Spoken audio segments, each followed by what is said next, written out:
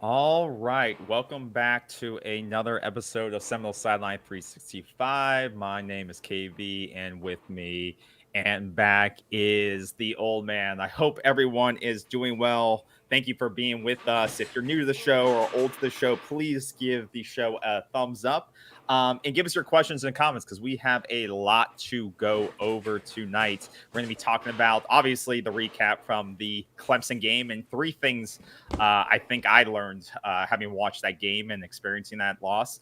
But I think there was some good and definitely a lot of bad. But there's a lot we can talk about. So let us know in your comments below if you agree or disagree, and give us your shared thoughts there. And yeah, we'll put them up on the screen. So, old man, how's it going before we dive into that? Well, how's it going? I'm going to get a direct hit down here in Florida with a hurricane, Hurricane Milton. We're not talking about Milton McKenzie. We're talking about a real Cat 5. They say when it hits, it'll be like a Cat 3 hurricane. It's going to hit the Pinellas County, Pasco County, Tampa area. And so we're all getting prepared for that and getting wound up. That's supposed to hit early morning hours of Thursday and blow out of here pretty quickly. But it looks like it could do some big damage down here because we just had Helene. And they're just trying to get cleaned up from that. And now this one comes in. But we got a good governor down here. We expect we'll be fine. And everybody's getting well prepared. Now, that's number one. And so our hearts and minds go out to not only the people in North Carolina and Tennessee where Helene rolled up through, but also for everybody to be safe the next couple of days here in Florida across the state. So that's number one.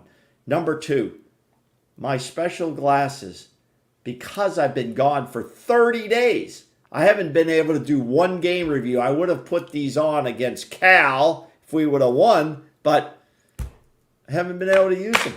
So I'm going to toss those aside. And I'm not here to recap every game that I've missed, but I've stayed up with the games. I see everybody's comments and all the fans and all the coaches and all the players. So I know what the hell's going on. But a great trip in Europe, and it's good to be back with you, KB. Good to be back. Well, we're not here to recap all the past games you've missed because we've talked about them at length. And yeah, we're going to talk about the Clemson game. Obviously, that what happened on Saturday night. Good and bad, like I said. I'll put some of the stats on the screen. Obviously, Florida State gave up 500 yards of total offense. It was a hit or miss day for the defense altogether. It was a tough one. But they did, like I keep saying, I thought this offense would have to score. Obviously, I thought Florida State would be blown out by 21 plus. It was only 16. But your special teams blocks a couple of kicks. Your defense bends but doesn't break close to the red zone like they've done most of the season. And your offense isn't able to put it together for most of the game. But there are some positives, right? I think we'll talk about it over. We'll talk about it in a summary of what I saw just straight with my eyes coming out that game. We still have a continuing issue with playmakers on the offensive side not making plays. How many drop balls did we see that evening was atrocious, and especially from a lot of the older guys. You saw Kentron drop a ball amongst these senior players or these junior players who continue to make plays, not like plays with their hands. They really let Brock down that night.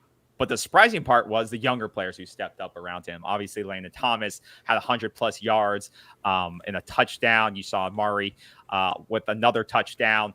The freshmen making plays, and that's what I said. I said if the seniors can't step up, if the veterans can't step on this team, get them off the field, because I would rather much see a younger player struggle and develop than have one of these older guys who won't be here in a year struggle, and we know their ceiling, right? And that's exactly what we saw. We saw guys like Amari and Landon Thomas finally get on the field consistently, and they made the most of it for the most part, right? With their touchdown contributions. Landon Thomas, 7 for 80, and no touchdowns. Ja'Kai Douglas with a touchdown. Amari Williams with that great catch in the back of the end zone. That's who I got mixed up with. He had a great catch using all his hands in the back of the end zone there, connecting with Brock Glenn. So I was very impressed with their contribution in the game, and I was happy to see it. Because I said, This game isn't about winning the game because I thought Florida State had no hope of winning it. It was about, is there something to build from? Are the players to build their those two guys shining to me showed me something. And I thought Hakeem Williams had one of his best games of his career tonight on Saturday night. It wasn't a showy, he didn't have a big touchdown, but he was able to get into the game plan and get into some type of rhythm and show what he has. 4 catches, 53 yards. This is the first game to me that it felt like he was a part of the game plan when he was actually on the field. It showed me that he can do things. There were some plays where he was, 13 yards per catch is pretty good. And once again, he was catching the ball when it was around him, and that's what I want to see. And so it gave me hope that these young guys that were brought in with high star marks and high ratings, that is something there, and that's what we can build around. And that's what I was impressed with. And then there's Brock Glenn. Brock, I didn't have the highest expectations for, but I said I wasn't one of these people on Twitter that, oh, he's going to come in, we're going to start winning games all of a sudden, da da da. Because this offensive line wasn't changing. This offensive line is still trash. And so I thought Brock would go in, and we're going to see what happened, because his last 3 games, he had struggled passing the ball, especially as a true freshman. But I thought he came in there and he looked confident. And the guy's got a rocket for an arm. He can put the ball where it needs to be. And he stands in the pocket, and he's able to maneuver the pocket a lot better than I thought he would. And his ability to make plays with his legs, changes the way you can operate that offense. And he got that big 3rd down conversion where I thought he may have gotten injured on that play, was huge for this offense, because that's something we didn't have with DJ. When you have a terrible offensive line like Florida State does, you have to be able to improvise, right? That's what Jordan Travis did last year so many times that we forget about, was improvise with his playmaking ability and make plays on the fly and be able to look downfield still and make the big plays. So, Brock Glenn's numbers, once again, when we look back at the ACC championship against Louisville, against Georgia, obviously this was his best complete performance, and it was one of the best quarterback games all year compared to DJ. So it gave me confidence that this can be a guy that you could definitely build around if you build the right offensive line, because it's not, I don't expect him to go out there and win the next 5 games just because that offensive line is so terrible. And how many times did he have an oncoming rusher rushing right into his face every single time? We couldn't even snap the ball to him half the time. And that's from Maurice Smith, right? Who's a 5-year guy, 4-year guy. We couldn't even, from this great experienced offensive line, they couldn't even snap him the damn ball. So kudos to him for staying confident out there, giving confidence in some of these younger guys around him, and making the offense look competent when the offensive line around them isn't. So kudos to that. I'll let you talk, because I've talked a little bit here, but those are my initial impressions, and then I have some thoughts on the defense. But I'll let you get in here. Well, where do I start? Well, let me start by saying I've been gone 30 days, and I come back and the Noles are 1-5. Yep. Well, 1-5 now. I predicted we'd be 6-0 at this point. That was my preseason pick, 6-0. But that was based on not having inside access and what I was hearing, and what I was hearing from people who have the inside access, who don't break any stories, and they send out these clips of, oh, look what they're doing. They're doing drills we used to do when we were in 5th grade football. I mean, so let's go past that. You were talking about Brock Glenn. Let's focus, because this could get very lengthy tonight, because I do have a number of things to talk about. But let's focus on Brock Glenn. It's funny as a fan that we tend to analyze the game a little bit more now, and it kind of takes some of the, oh, I'm so mad and angry. But when I watched the game, I thought it might be a blowout. I mean, I thought it could be a blowout, and it almost was, to be honest. Clemson dominated this game statistically. I think they had over 500 or some yards on offense. They had a couple of field goals blocked. A couple of those might have, they could have probably turned into touchdowns. So no excuses. But let's focus on one guy, and that's Brock Glenn, because that's all the media did the whole week, focus on Brock Glenn, which I think is totally wrong. It is totally wrong to all of a sudden, Brock October, he's going to come in, he's going to save the Seminoles. He's one piece of the team. Yes, an important piece, but he's one piece. Brock Glenn, in my opinion, I sat there and watched it. I said, this guy looks like he's got a little bit of leadership here. This guy looks excited to be out here. This guy is throwing his body around out here. And I was hoping he wouldn't get hurt, okay? Because he took some abuse.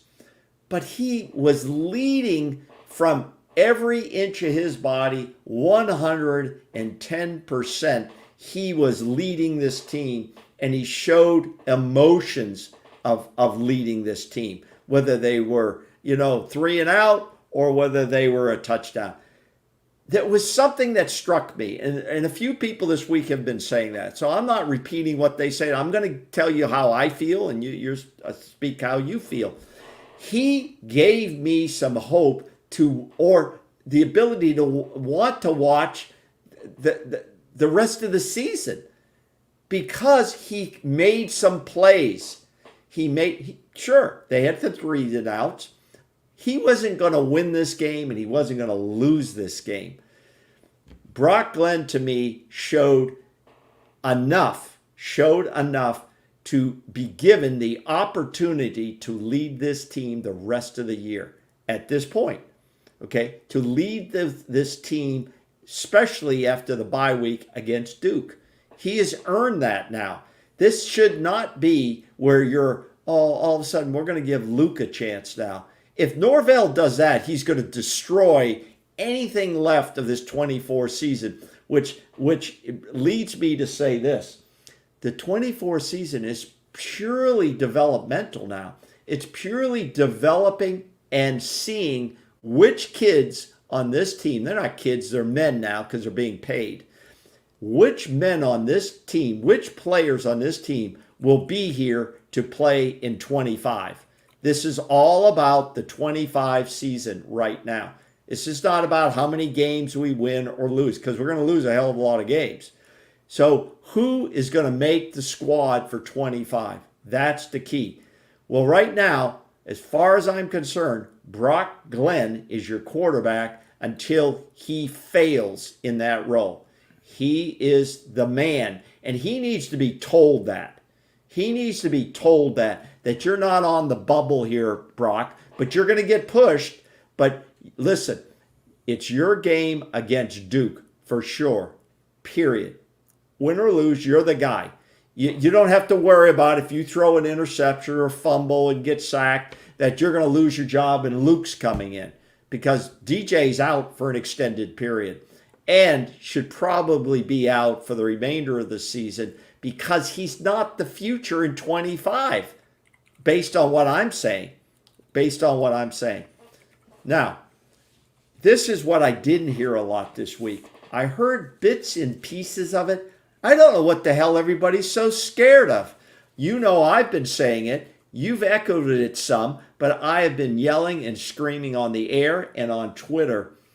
Alex Atkins needs to find a new job at the end of this season. He must go one way or the other.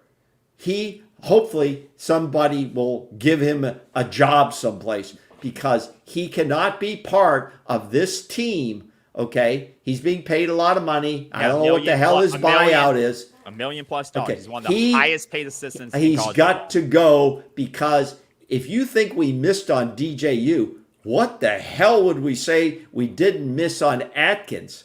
Okay, he has been a disaster, and he's gotten all these hugs and kisses from the fan base, from Norvell, who never says anything bad about anybody, so we don't learn much there. But the numbers are startling. How Brock Glenn was able to do what he did, I don't know. Because this offensive line is horrible. And I don't really hear anybody else yelling and screaming that. I hear Warchump, a few of those guys chirping on it a little bit. But no one will ask Norvell if he still has faith in the offensive line coach and the offensive coordinator. So if Alex Atkins is O-line and offensive coordinator, let's look at the numbers. Let's look at the numbers statistically real quick. If I can find it here, I have it up. Here's the numbers. We're averaging 14.8 points a game given all through the season so far. We've scored a total of 89 points, while our opponents have 152. That's a recipe for disaster. Our rushing yards per attempt, 2.16 per attempt. I'm not going to go through all these numbers. You can look them up, but they're horrible numbers. They are absolutely horrible. How is he not being held accountable for this? Well, he should be, because supposedly he was brought in to fix the broken offensive line we had, and somehow it seems like it's worse than when he came in now. There was this thing, well, it's going to take time to rebuild, and, it's got to get his players, but we're at year 5 now, and this line is actually, I feel like, worse than what he inherited. And there's no new player. I mean, Darius Washington, Maurice Smith, these guys have been here forever. And he's put in transfer pieces around them now with TJ Ferguson, and you have Byers for year 2. Those guys, nothing's worked. Like, the line wasn't even great last year. The line was okay last year. You just had an unbelievable quarterback who could make plays, and you had, Trey Benson. You had a multi-dimensional offense. You had in this year, you got exposed because you lost some one or two pieces on the line, but then you also lost Jordan Travis, who could make. Offenses had to respect his legs. And you threw DJ back there, who was basically a statue. Like, your offense dramatically changed, and you lost all these exterior weapons. Horrible. And then that line got exposed. And the line's only going to get worse next year because our offense, KB, right now is, I think, I didn't look at the latest ranking, but it's like number 130 something. Somebody can look it up. Rushing. But total offense, too. It's horrible. Points per game, they're 128th. It's horrible. So why isn't one media access guy saying, listen, Alex Atkins is not only your offensive line coach, but your offensive coordinator. Why isn't he being held accountable to this? Not one question is asked during a press conference to Norvell about Alex Atkins. Very little is said on any of these programs about Alex Atkins. I see some fans now picking up on Twitter and so on about it because I've been shouting it from the rooftops. This guy, if he comes back for 25, this program's not going to change. He has to be held accountable for what's going on here. And what is this? Everybody taunted Julian Armello. He was standing on the sidelines. I discussed this. He's not even on the depth chart. He's not even on the competing depth chart. Why doesn't somebody ask what the hell is going on with this guy? What's going on? Otto got pancaked a couple of times, and I understand he's young, but that was embarrassing. He got bowled over. He got bull rushed. The guy knocked him totally down. It was embarrassing. I mean, these guys are, I think Alex Atkins, what he did, he sold everybody. He went out, he picked up some really big guys. Like Armella's like, what is he, like 6'6", 320? The guy can't even get on the field. And he was, oh, look at this guy in recruiting. Here's the problem with a lot of these old linemen. They go out and get these big guys who've been bowling over very average or sub-average high school guys at some schools they play. They go out and get 3 stars, and we bring them in.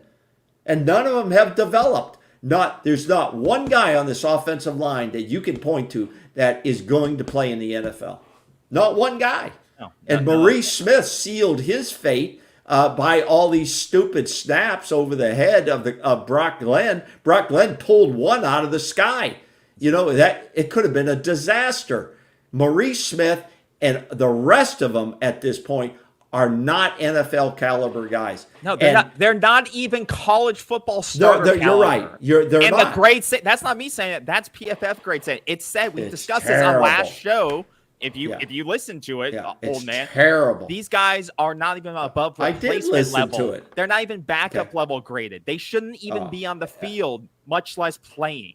That's what their grades tell us. And that's what our eyeballs tell us. We don't have to be a college football insider. No, wait a minute. A coordinator tell us. You know what? At times, Bud Elliott, who I think is a very credible analyst and talking head, I was listening to him, and I listened to him. He was kind of saying, no, the offensive line was okay for most of the game. Overall, okay. You know, and I'm going, Bud, are you serious?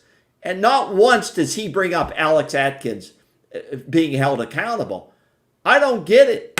I don't get it. They hung this offensive coordinator bullshit title on Atkins to get him ready to try to get a head coaching job. That's all that shit was. Because they show Alex Atkins standing there with a mic. He's not saying a freaking word. He's not saying a word. So yes, Alex Atkins, you're being called out. You're being called out because this team offensively is a disaster. And it's not about, for me, I heard the analysts talking about, well, our running game sucks. Well, why do you think it sucks? If you can't block anybody up front, nobody's going to be able to run behind that line. Nobody. Are you saying the running backs aren't picking the right holes? Is that what we're saying? I don't believe that. I think these backs are good enough at D1 to be getting 100 yards a game. This offense cannot produce 80 to 125 yards rushing per game. That's on the offensive line, period. End of story. And that is Alex Atkins, period. And this is, I've been building up on this for weeks now. Okay. And I'm sick and tired of everybody protecting this guy. This guy is not going to be a head coach. He's not ready to be a head coach. And his recruitment of offensive players and development of those players is a complete joke at this point. Yeah. And to put that in context, you're looking at the article from Knowles 24/7 here. His salary went up to $1.15 million in 2023, and it goes up with escalators now $1.25 this year.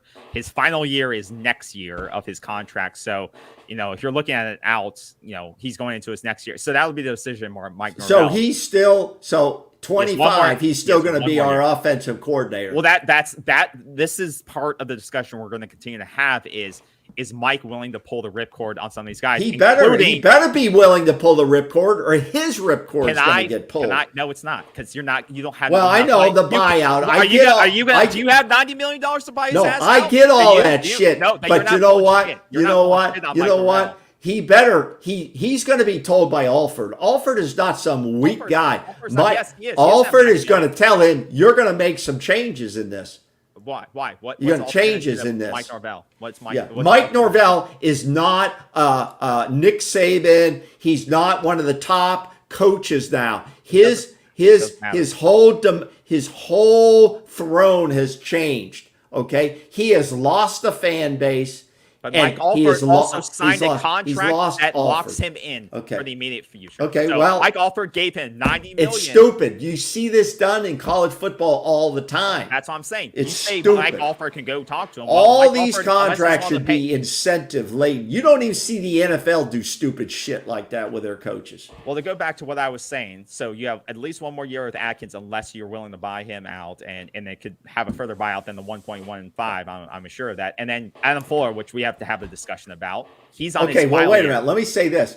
If Atkins stays into 25, we're going to see his development, because that's all that's left. Will be the guys he recruited and the guys he developed. Unless he goes into the portal, he's got to go into the portal and get 2 or 3 linemen. Now, okay.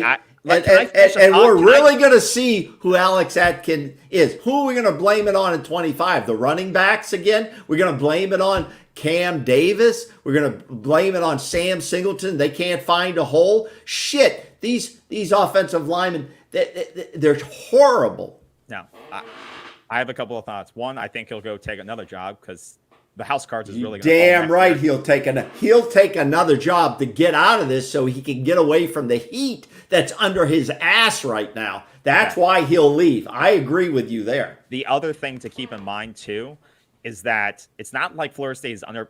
Florida State has the top 15 or top 12 ranked assistant coaching staff in the country. Terrible. It was above Florida and Clemson, as this points out. Terrible. So you're paying a staff that is routinely underperforming, not just recruiting but developing. So Mike Norvell has to look back and say, what the hell am I paying for? Is it either me hiring the wrong people, not holding them accountable, or both? Are they above their heads, not doing the right thing? Are these not the right people because they can't recruit well enough, they can't develop well enough, or is it that I'm also not able to stay on top of them? Am I doing too much? Or I'm too easy on them, and I won't get rid of anybody. I said it a while ago. I think he needs to step back and hire a real offensive coordinator so that he can better manage his staff and hold them accountable to what they're doing, to stay on top of them and say, where are we at with these things? Because I don't think he can be a head coach, basically a GM of this team, and also be an on-field game manager. He's not able to see the whole game. I agree with you. So I agree with you. He needs to bring somebody in who can actually call plays, develop the offense, get the right players. And I thought that was Atkins. He's the offensive coordinator. We know that's not. Isn't it most offensive coordinators are actually calling plays? What do they call those guys? They call them offensive coordinators. I don't know what they call Alex Atkins had a tag put around his neck so it would get him ready to be a head coach someplace. Well, good. I hope he gets that try next season someplace. Now, because he's got to go. We agree. I want to talk about the defense a little bit too. No, wait a minute. So let's finish on Brock Glenn. Brock Glenn has earned the opportunity to move forward behind a shitty offensive line. He did enough. You said pinpoint passing. He threw some balls in there. Okay, I think this guy's not afraid. I think he's ready to go. I wish he would have used his legs a little bit more in broken plays. I said that earlier in the week in Twitter. If you see 5 or 6 yards, Brock, on first or second down, take them. Take it. Anytime you can see open ground 5-6 yards, take it every time. Get out of bounds, get down, don't get your ass hurt. Okay, and you'll pick up a few penalties along the way on the defenders. He didn't do that enough. People were questioning. Bud Elliott was questioning why on the RPOs. Why didn't he hold the ball a little bit more? Because that keeps the defense honest. I agree with Bud on that.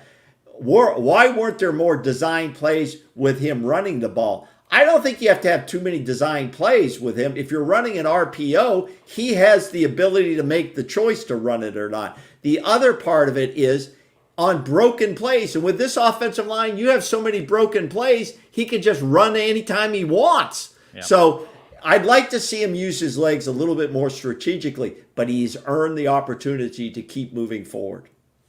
Yeah, I agree with you on that. I think that'll open up too. I think that once again, he's been thrown into a tough spot like he was last year.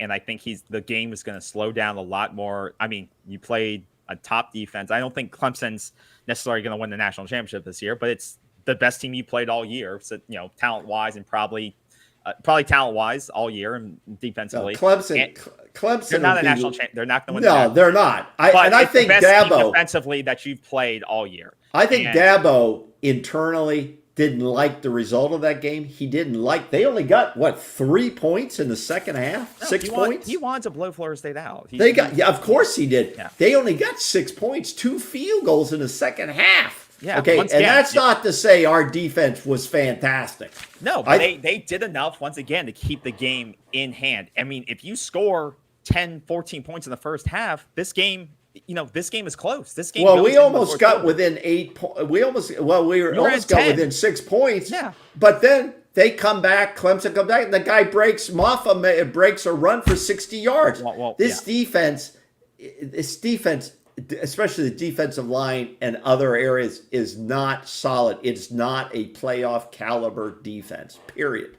This is not a playoff caliber team. Okay. Obviously, they're 1-5. What are you talking about playoffs still? I don't care about playoff caliber team. Listen, I don't care about the record. I'm saying the people on this team. Now, let me say this, and then I'll let you go again. Let me say this because I've been thinking about this all week, and I put it out on Twitter. Great. And a few people agreed with me. You know what? We keep saying, well, they're taking a step, or Norvell and all those guys. They're getting better. Has anybody ever come to the conclusion, like I did this week, maybe they're playing the best they can? And this is all they have. This is their ceiling. That this is their ceiling for a majority of the team. For a majority of the team. Maurice Smith, this is his ceiling. Yeah. Okay. This Darius Washington, this is his ceiling. Okay. They're not going to get any better in practice. This is it for them. Kentron Portier, he's not going to play in the NFL. This is his ceiling. Okay. Morlock, this is his ceiling. We have to understand that a lot of players on this team, maybe a majority, they're trying their best, but there's no doubt everybody was working hard this past Saturday. But this is as good as they are. We can't keep saying, oh, everybody on this team is going to get better. They're not. Okay? A lot of them do not have the better ability to get better. And that's okay, as long as that kid's given 100%, and that's all you got to put in there, because some teams, that's all they do have. They have guys with lesser abilities who play above that ability. But these guys, a lot of them have hit the ceiling. And that's part of the issue, is that you haven't recruited enough talented depth that can compete for these spots where you are still playing Maurice Smith, Darius Washington, and Jeremiah Byers. And Jalen Early and Andre Aldo are the only young guys competing for time on that offensive line. Like you played 6 offensive linemen, and the majority of those snaps are going to these guys who either transferred in. Terrence Ferguson is not very good. Jeremiah Byers, we know, is not very good. Richie Leonard's out. And these guys have been here forever, and they're not very good. And Jalen Early and Andre Aldo are the young guys trying to compete, and they're struggling because the issue with the offensive line is if a couple of guys aren't very good, the other guys have to compensate and try to compensate for that, and it just breaks down. So it's tough, especially for the young guys. But you don't have enough quality competition in enough of these different positions. I don't know. We keep saying that's the buzzword. Can I finish one fucking thought, please? The different groups that do have that are tight ends. That's where you saw people who were able to step up. And when Morlock finally got benched or enough bench where he wasn't on the field to make mistakes, you saw Landon Thomas and Amari Williams step up. The 2 freshmen, highly talented freshmen, who made plays for you on Saturday. And that's what you want to see. I hope that we can start to see that with the wide receivers. Jaylen Brown hasn't done anything so far. No. Kentron Portier is still out there not making enough plays. Kai Douglas, we know what he does. He's a veteran. He'll do his thing. He's consistent. His talent level. He's reliable. He'll do his thing. Hakeem Williams did start to step up, which I like to see, and he got a lot of snaps. He got on the field a lot for 45 snaps today. Malik Benson, if that play, once again, offensive hold, Malik Benson makes a great catch and a great throw from Brock.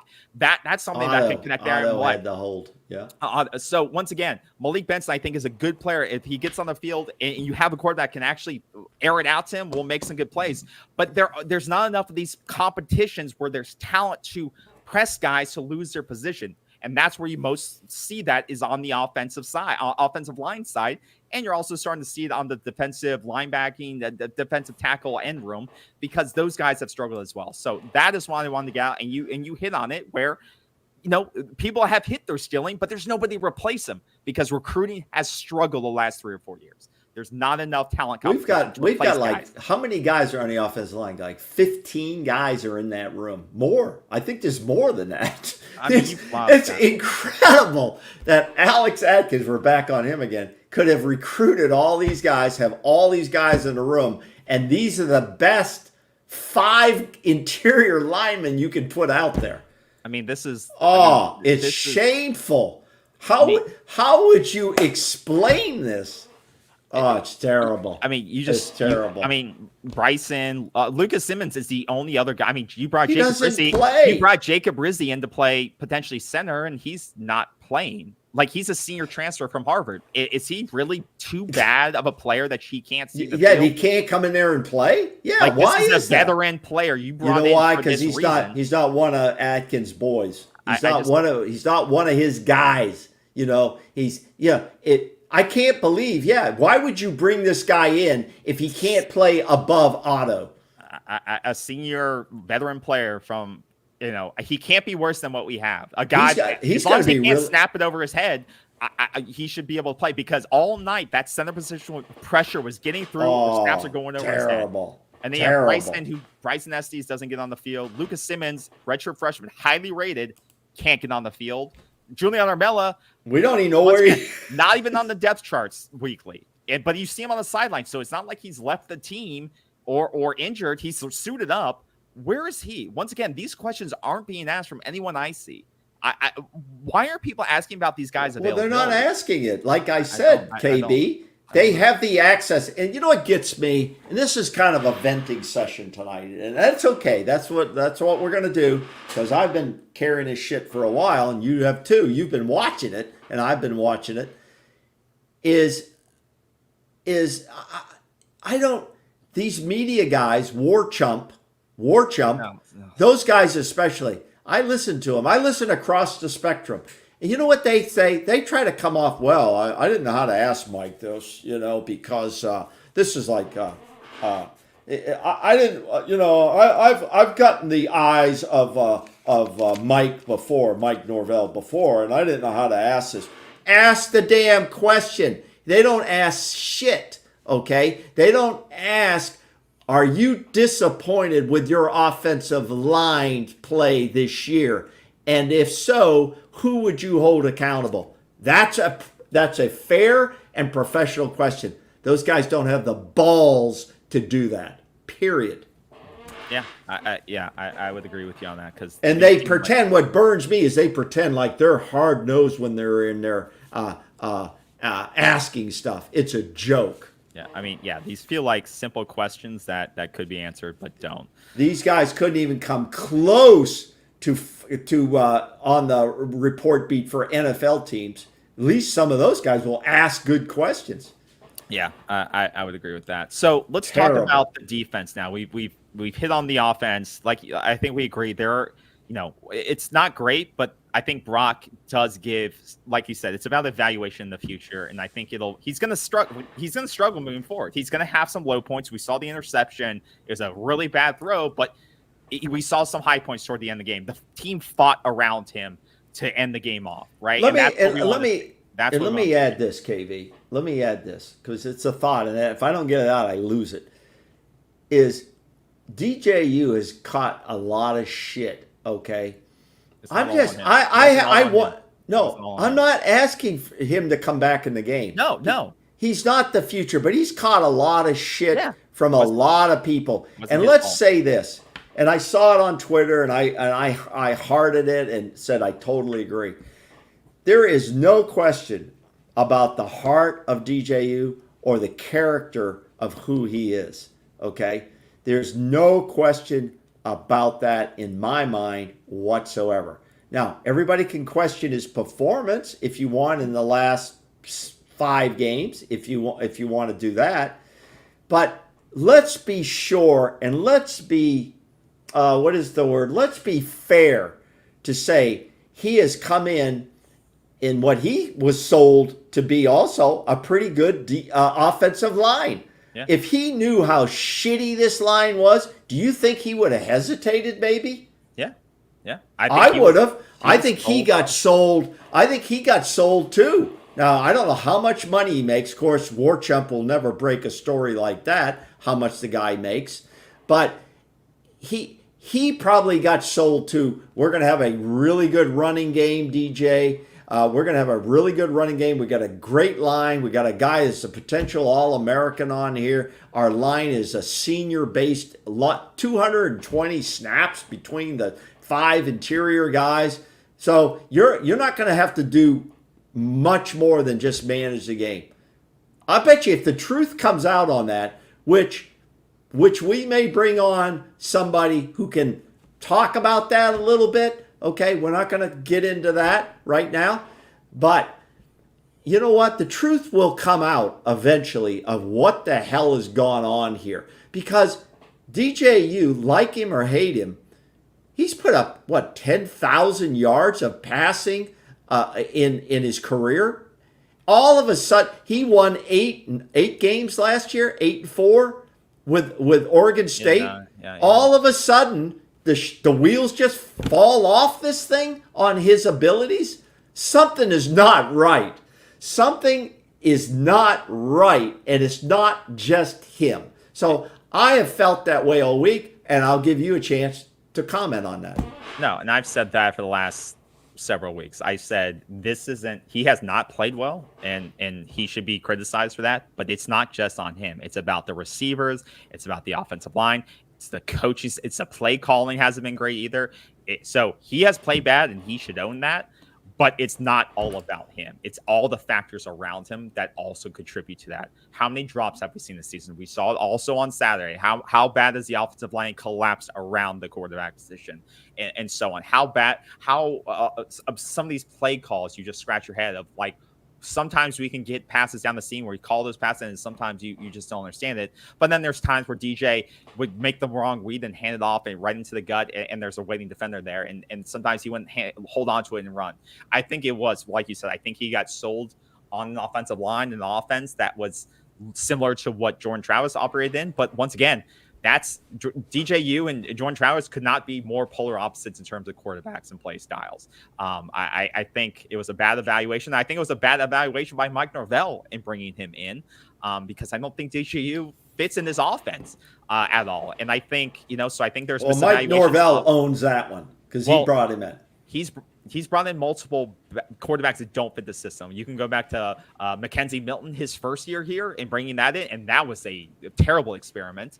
And you can now look at DJ for a transfer quarterback who came in to start right away, and this has not been a good experiment. So Mike Norvell doesn't seem to know what he's looking for in a quarterback, and I would love to know what that evaluation or what those conversations look like, because it doesn't seem to make sense, because like I said, Jordan Travis to DJU are complete opposites, and it doesn't seem like the offense really changed to really fit what DJU is good at, in my opinion.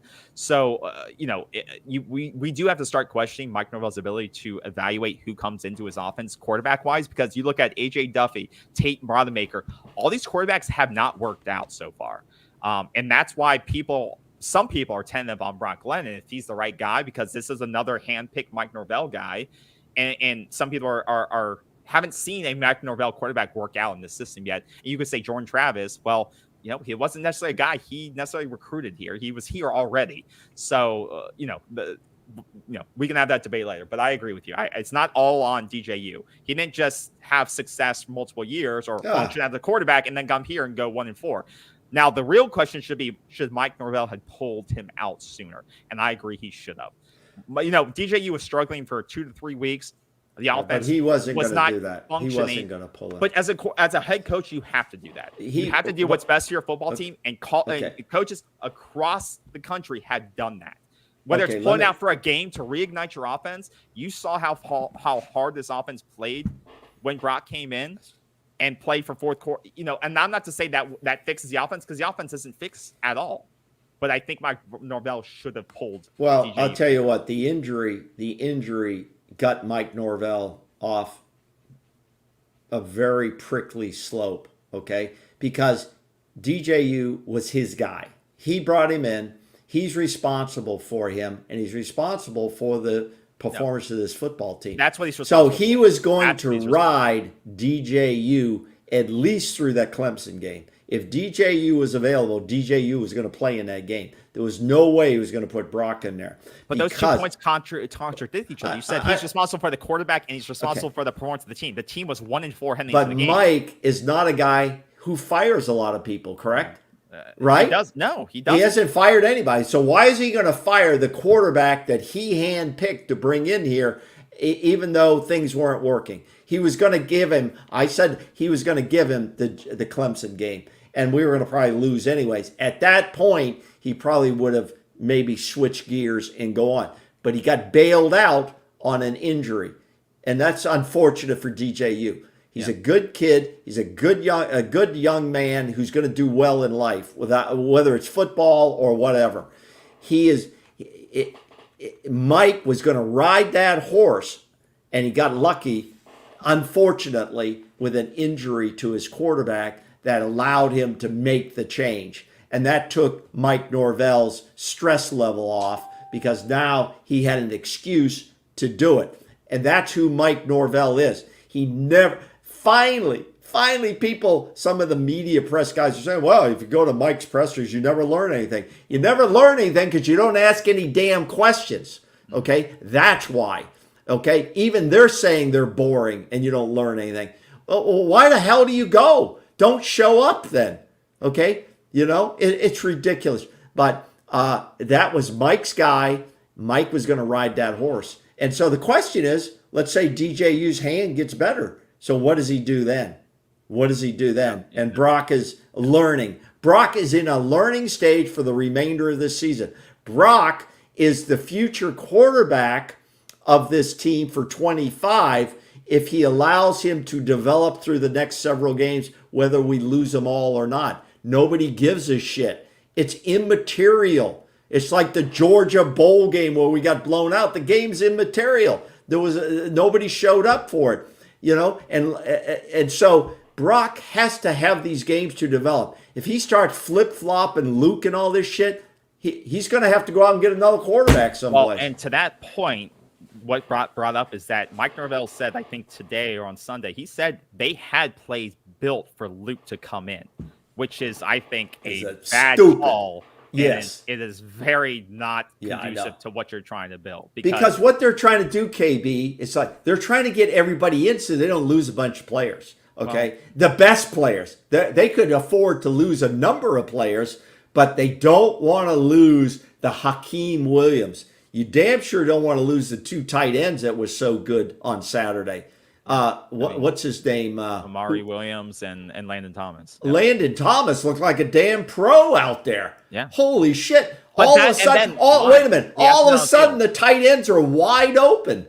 Okay? No. You have to go find space. And these guys, that Landon Thomas, this guy's the starter all the way through now. Well, you got to play these guys. But once again, hasn't been on the field enough. Here's the finally problem. Take Morlock snaps away. You put the Landon Thomas, your 5-star guy, on the field, and good things happen, right? And here's the problem with Landon Thomas. If this guy gets better through the next 5 games, whether we win them or not, Christ, he's going to want to get paid. And I don't blame him. Should. Or he's going to leave. He could jump in the portal. This guy is a legitimate player, and this guy's got good hands, and he can turn it upfield. Amari Williams, same thing. This guy looked good. Because this is a guy that Georgia wanted, and he decommitted from Georgia. I mean, this is the guys that you are going to have to pay, and this is also their audition tape for other places, too. Oh, you damn right it is. Because when you're a losing... This is a guy that Kirby Smart was pissed that that Mike Norvell was able to flip. Yeah, he wanted one of the few battles we were able to win on the recruiting train in high school. And this guy was singing the bench for the first 4 games of the season. Like unbelievable. Yeah. Behind Morlock, who's because dropping every ball. Mike doesn't like to upset people. He doesn't like to upset people. Everything he does it's all positives. He has what they call a positive coaching philosophy. He's not giving the kids the feedback they really need. He's not going to a Maurice Smith and say, Maurice Smith, you're the best guy I got right now, but you ain't going to play pro ball. He's not going to do that. I'm not in the practice. You don't think they do that shit in the NFL? No. This guy, I don't know about. No, I'm not. Wait a minute. I'm wait a talking minute. about Mike Norvell. You can't say that Mike Norvell because we're not in the practice. Let me say this now. Florida State needs to now, we've got a chance now, we need to create an NFL program, an NFL type program.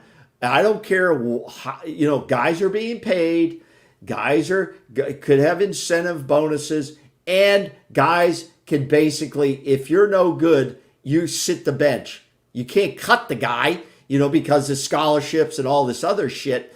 But we've got to, as you said before, we have to get the competition level so high that we're creating this type of atmosphere. I was watching a game, Green Bay versus the Rams. Green Bay was getting ready to kick a field goal. They said their kicker had missed the last 2, okay? And they say he's a young guy. Well, they said if he doesn't miss this one, he's probably going to be missing dinner in camp because he's going to get cut. It's a business atmosphere. College ball is a business atmosphere. So if you can't sell these guys on anything else, you better sell them on, if you're not doing the right things, you're not going to fucking play. You're not going to play. We don't care if you're a freshman or a senior, okay? If Maurice Smith is not getting it done. Bring Rizzi in. You brought the guy into your team. Yeah. What did you bring him in for? Yeah. Give him a shot out there. Yeah. It's not fair to these guys who are working their asses off if you don't put them in there and give them a shot. Okay? And you've got to create this NFL type atmosphere, and you give critical feedback to all these players. Now, nobody, including War Chump and the rest of them, they don't have access to the grading system at Florida State. PFF, I think, does a pretty good job. If nobody's read what they're all about, they're also about making money from subscribers. I get that. But they're doing a pretty interesting job the way they do things and how they do their analytics, which I think is very interesting. But I am all for Florida State getting ahead of the ball here and creating this NFL type of atmosphere. I really think it's important. Well, and it starts to recruit. You have to recruit well in order to create that. Well, there you go. Start there. I thought we had a recruiting office. Well, we have a recruiting office. What are those guys doing? Your coaches aren't good enough to recruit. They haven't. You have a track record of not recruiting. No. I'm talking about we have recruiting office that is supposed to assist with these guys and point out to where the other guys there should be going after. But you have to close where you haven't been closing.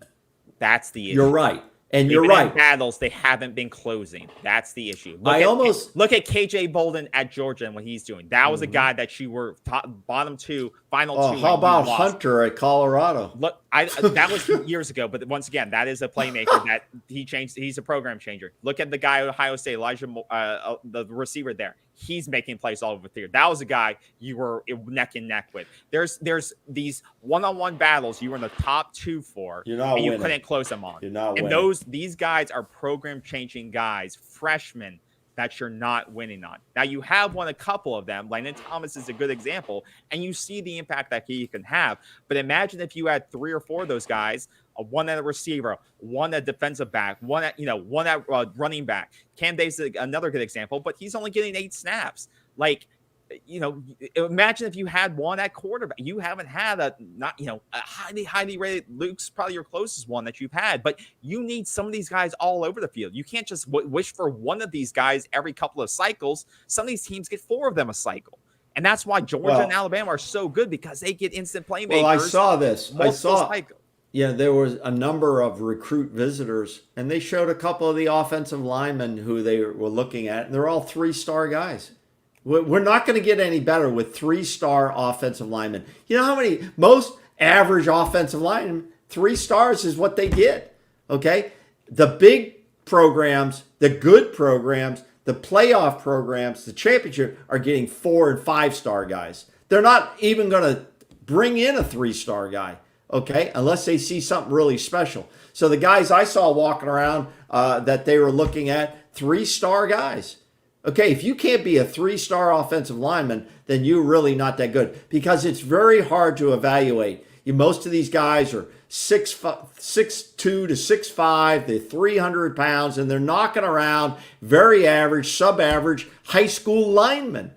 Okay, you can't just go out and get a big guy and think he's going to develop into some NFL caliber guy.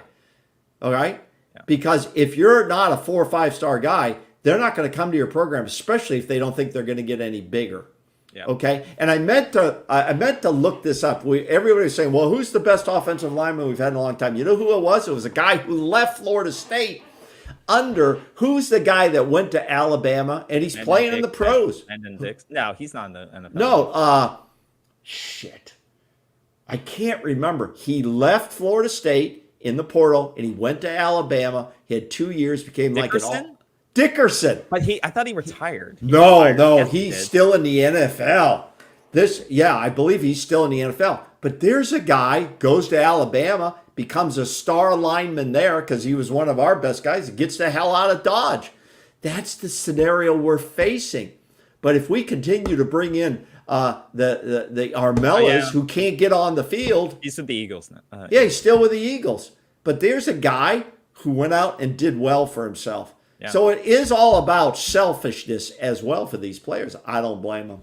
No, I don't blame them. So Mike can run his sprints, and they show it every time, and how many guys and all this other bullshit. But you got to start telling these guys, this is about your future. This is about the NFL and getting you developed as well as this team winning together. But to a that lot point, has changed. But to that point, it starts with recruiting. It's hard. You can't just get a bunch of offensive linemen and transfer overnight. Look at the struggles of Colorado. They knew they had a terrible offensive line, and they still have a terrible offensive line. But if you get a great quarterback and great weapons, you can make something happen around it. Like, you are not going to fix this offensive line this cycle. It's going to be terrible. But you have to. The thing you can do is you have to build an offense. You have to game plan around that.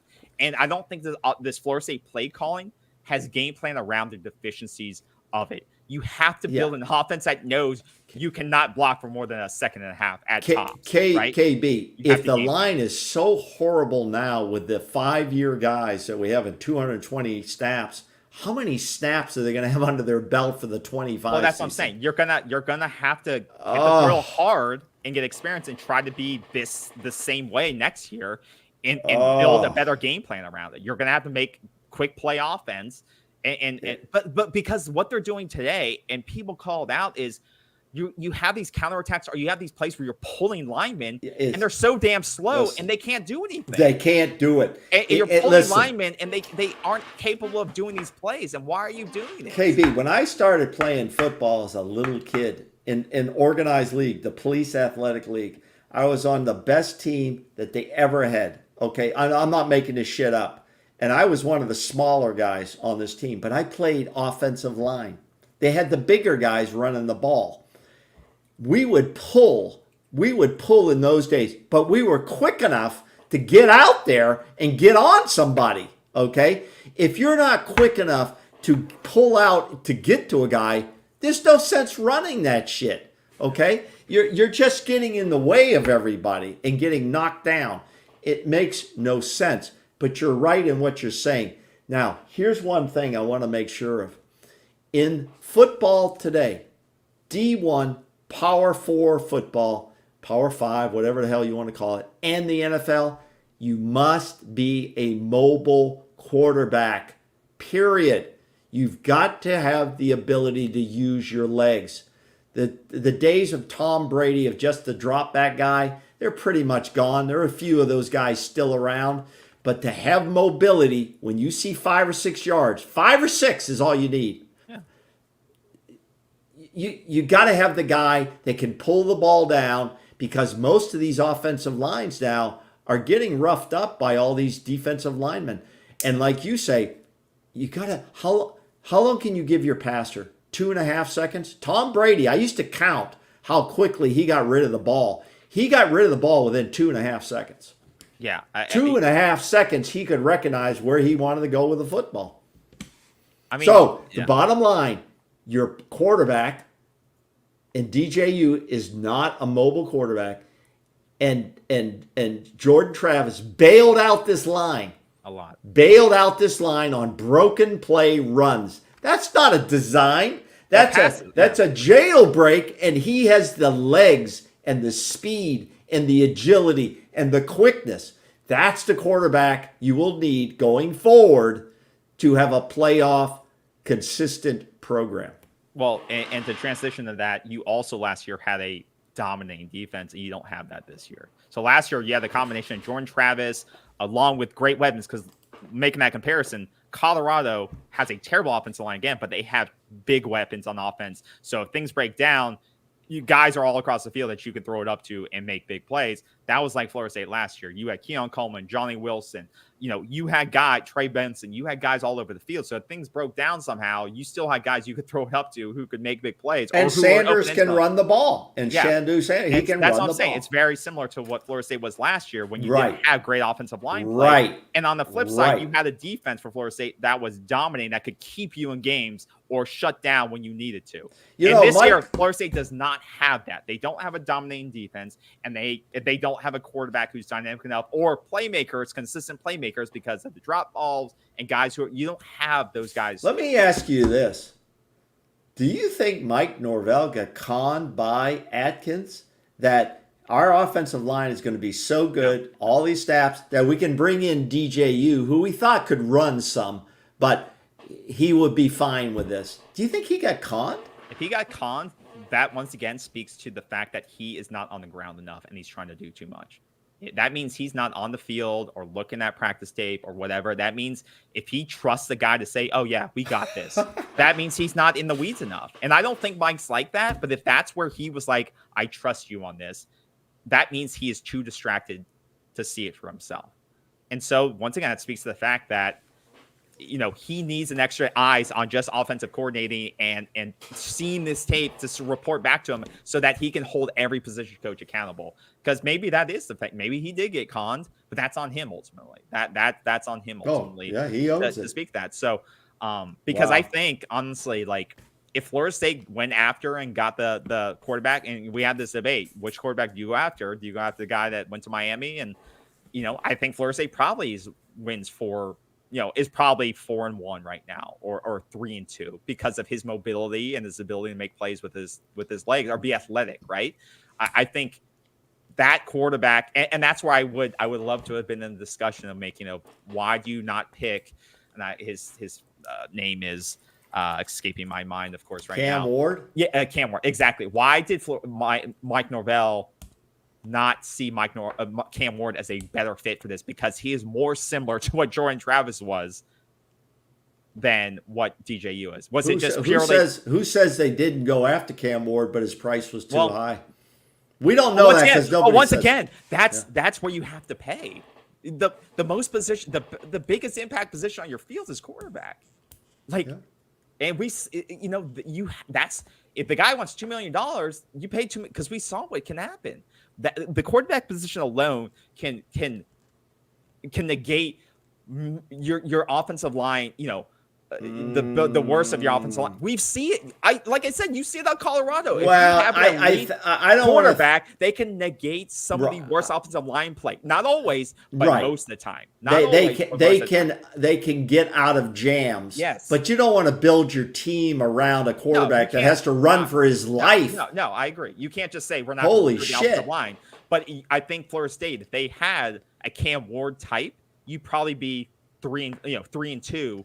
Right now versus 1-5 because of that mobility factor and the ability to throw on the run and improvise. I heard somebody talking about some coaches doing well. I can't even remember who the hell it was, but they said this coach builds his teams from the inside out, meaning he builds from his interior line people, defense and offensive lines. That's where he builds, and he builds out from there because his feeling is to find those interior guys is more difficult than finding skilled guys.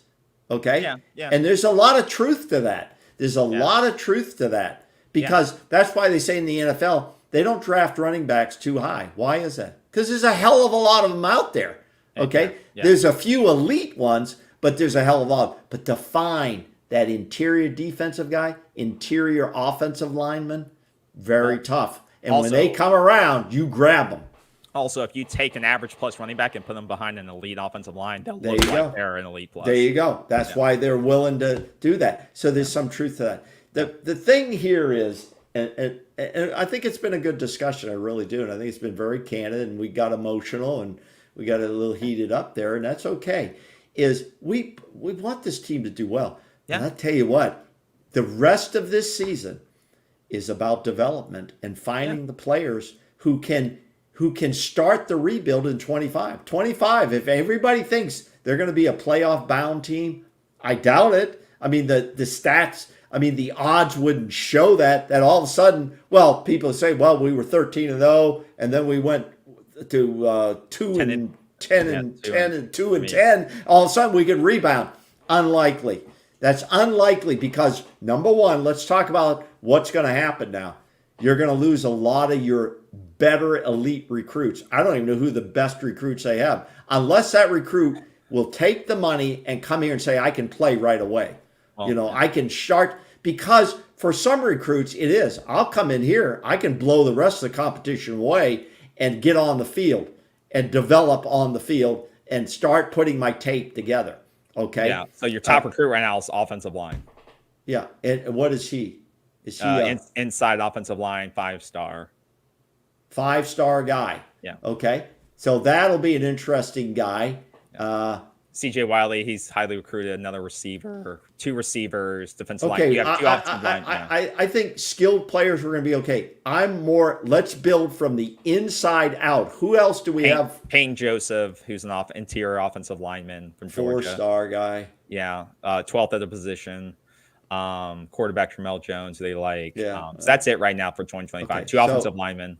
And he'll have to go to the portal. They'll have to go to the portal to get it. Now, the other question is, if Atkins leaves, some of these guys will, on the interior, will follow him out. There'll be some guys who will follow him out, and that's probably okay. It's going to be very interesting, but I think it all starts with Brock Glenn to find out, who do we have in Brock Glenn? Do we have a guy who can play for this football team, is either the number 1 or at least the number 2? Okay. No. Yeah. Is he a guy we can put, because you need 2 good quarterbacks on a football team. And I don't think, like, I would be surprised if Luke did leave. I think those will be the 2 guys competing next year. Well, if he leaves, he leaves. We bring Trevor Jackson, right? Yeah, I mean, I think Trevor, and you have Tramel, just like, now there's a guy that can run. I don't know about his passing, but there's a guy. I thought about this today. I said, why wouldn't you have a Wildcat play with him in it? Okay, have him, because he can run and he can pass. Well, we don't know if he can pass. And he can. We haven't seen him in the game. That's different passing the high school than the. Cam Davis is a quarterback. Why don't you just run it with him? He was a quarterback in high school. Okay. Why don't you do that? You could do it with him. Do it with him. But a design play where you have that a little bit. I would do it with Cam Davis, since he was a quarterback in high school.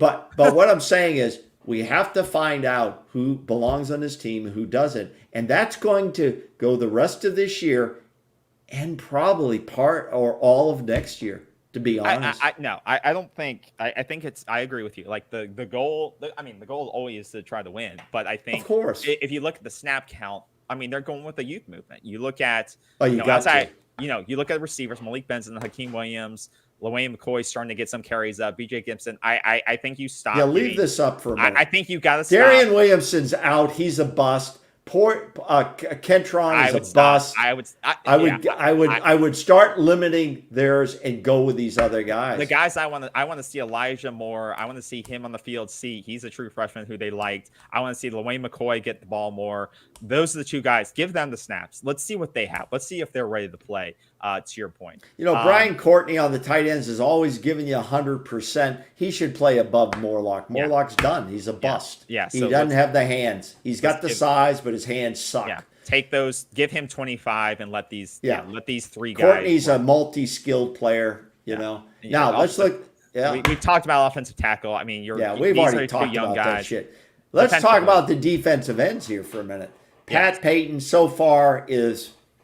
He's hurting himself to the next level. He's not. He hasn't done much. So he's getting the money now, but he's going to lose some money on the and when he gets a sack, I wish he'd stop celebrating about it. I know they allow it now. See how that's NFL like? They allow some of that shit. They never used to allow that. They've been told to allow some of that shit to go on. And you know what? Just make the play go set up again. Marvin Jones has not done much so far. He's done nothing. None of those guys have really.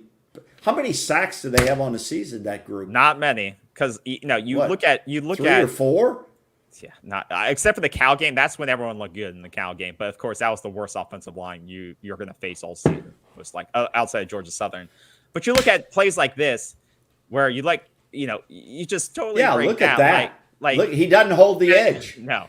And that's all season. They haven't been able to hold the edge against any mobile quarterback. You know what? That play, I was watching the Packers Rams game, and I was watching Verse and Fisk. All right, and Verse got beat like Pat and Peyton 2 or 3 times because he couldn't hold the edge. Yeah. He's fighting a guy, and then when the guy's coming, he couldn't get off the guy.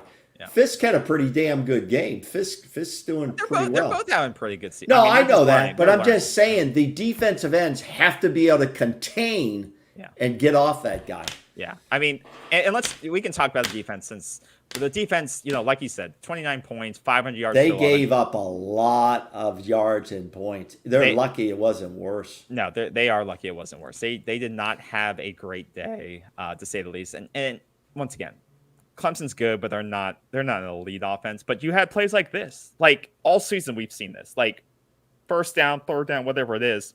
Yeah. They can't contain the quarterback. They can't get pressure, first of all. Any mobile quarterback, we're going to have problems with. They can't get 4 down pressure. That's the issue This is what I hope Brock learns to do.